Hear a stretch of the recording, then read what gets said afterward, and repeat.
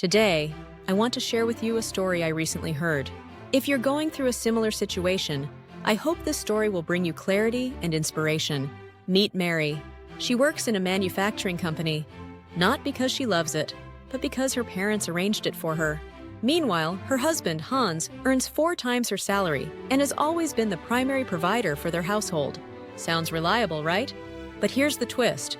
Hans is a classic control freak.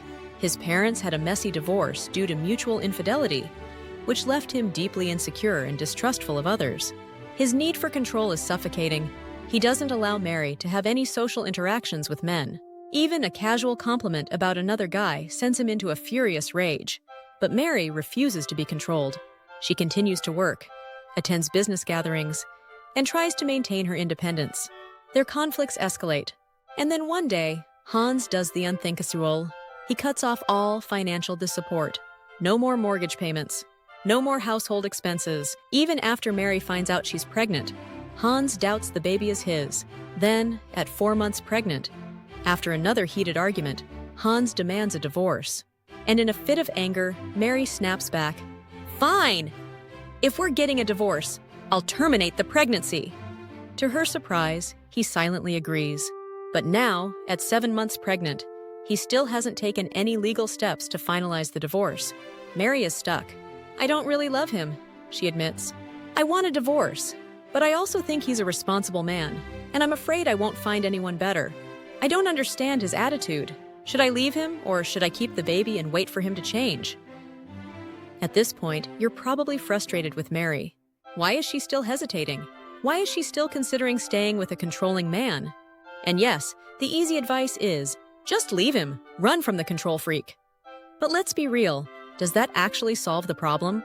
Why she can't just walk away? Think about it. Hans says he wants a divorce, but he does nothing to make it happen.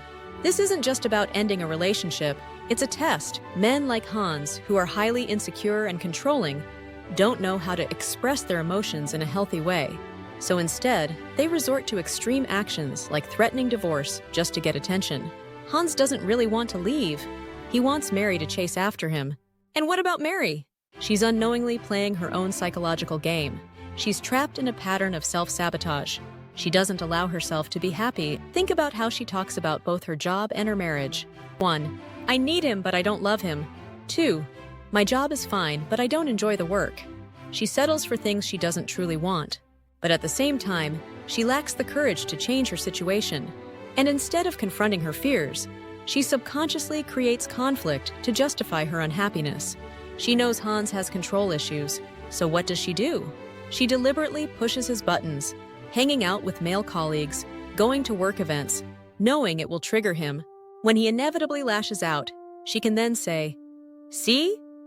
He's the problem. He's the reason that my marriage is a mess."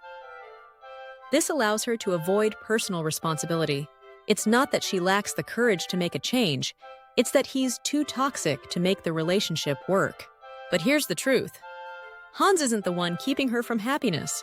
Mary's own subconscious fears are holding her back. She's stuck in a cycle where she either has to endure or escape. In her mind, 1.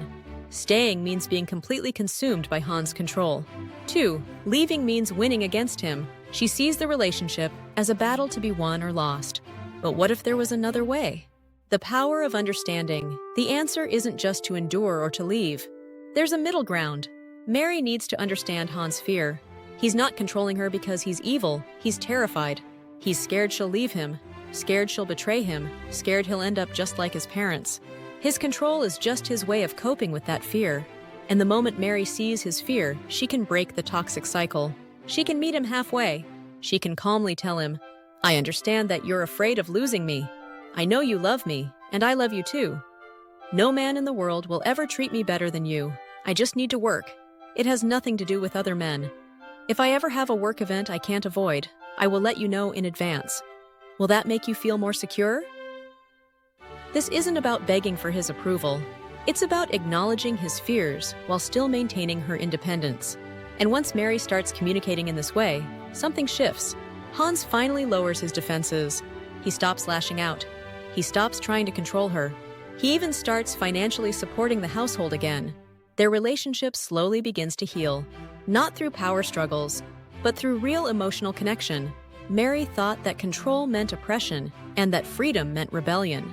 But true freedom comes from understanding his fears, understanding her own self-sabotage, understanding that real power isn't in winning the relationship, it's in mastering emotional intelligence. So, to all my beautiful queens out there, because we understand, we are free. When you understand him, when you understand yourself, you are in control. You always have a choice. You are not trapped. You are powerful. Choose with confidence. Choose your happiness. Choose the life you deserve. Have you come across similar situations in the past? Please leave your comments. See you in the next video. Bye.